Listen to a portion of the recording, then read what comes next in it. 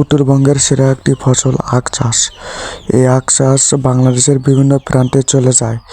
কৃষকেরা আখ চাষ করে ভালো একটি টাকা উপার্জন করে। এই আখ চাষ হইতে 1 বছর সময় লাগে। দেখুন আখগুলো কিভাবে লম্বা হয়েছে, আরো বড় হবে।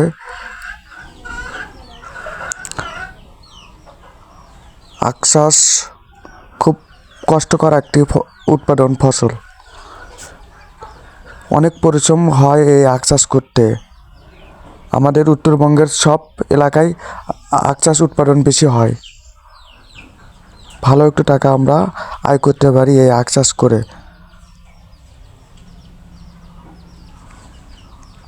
দেখুন আমাদের আখের জমিগুলো, এভাবে আখ চাষ নিরাতে হয়। ভালোভাবে আখ করতে হয়, কাজ করতে হয় আখের জমিতে। তারপরে ভালো ফসল পাওয়া যায়। তারপরে বাংলাদেশের বিভিন্ন প্রান্তে এই আখগুলো চলে যায়।